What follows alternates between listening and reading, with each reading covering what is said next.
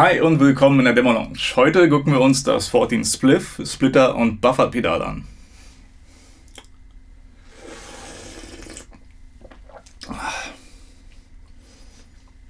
Amplification sind seit 2008 in der Branche und haben sich zuerst einen Namen gemacht mit Modifikationen von Amps. 2012 wurden sie von Randall Amplifiers unter Vertrag genommen als Designberater für 4 Jahre. Und das Resultat waren dann zum Beispiel der Satan oder England Signature, KH103, Kirk Hammett Signature, Scott Ian, George Lynch haben Signature-Verstärker bekommen. Es gibt die Diavolo und die Thrasher-Serie und dann noch mehrere Pedale und Solid-State Amplifiers. Nachdem der Vertrag dann auslief, haben 14 ein paar Pedale rausgebracht, zum Beispiel das Grind, das Zool, Blade, das 33, um nur einige zu nennen. 2018 kam dann der Meshuggah Signature Verstärker raus, 2019 der Kelly und 2018 haben 14 eine Zusammenarbeit mit den Senkrechtstartern von Newell DSP gemacht und das Ergebnis waren dann die Nameless und die NTS Suite.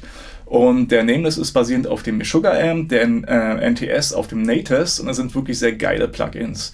2020 haben 14 dann den Sigil und den Jason Frankhauser Signature Evil Pumpkin rausgebracht und das Hexdrive Pedal.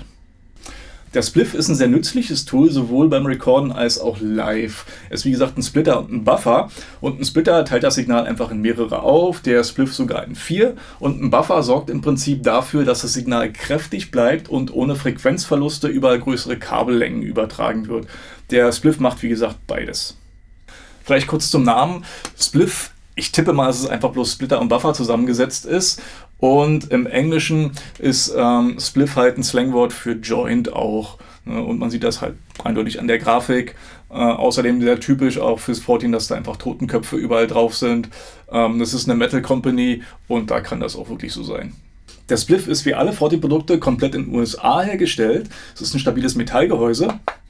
Dann der Stromanschluss ist 9 bis 24 Volt, also flexibel. Er ist, wenn ich es richtig verstanden habe, MOSFET geschützt, was wohl heißt, dass er nicht so schnell kaputt geht, wenn man aus Versehen falschen Adapter anschließt. Hier oben ist der Input, dann haben wir hier einen Tuner-Out, der ist halt nicht gebuffert, also vielleicht nicht so gut für längere Kabellängen. Out 1, 2 und 3 sind Class A gebuffert. Der Out 3 ist durch den Trafo isoliert.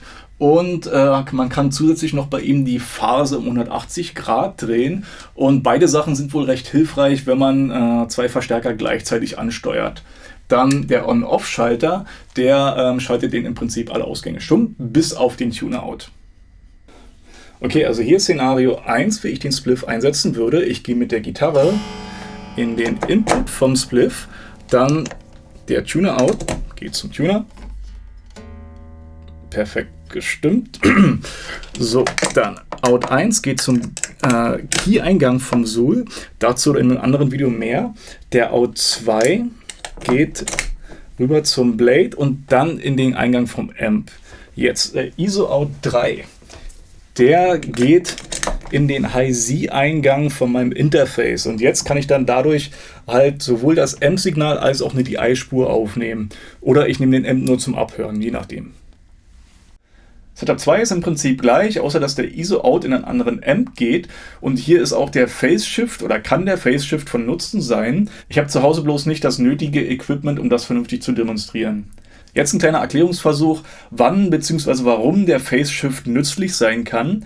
Bei Röhrenverstärkern ist es so, dass jede Vorstufenröhre die Phase dreht. Und vereinfacht gesagt, wenn ich jetzt einen Verstärker mit 3 und einen anderen mit 4 Vorstufenröhren hätte, dann würden die jeweils unterschiedliche Phasen rausgeben und der Spliff könnte das dann ausgleichen. Okay, das waren also 2 Szenarien, wie ich den Spliff wirklich super einsetzen und ausnutzen könnte und euch fallen bestimmt noch andere ein.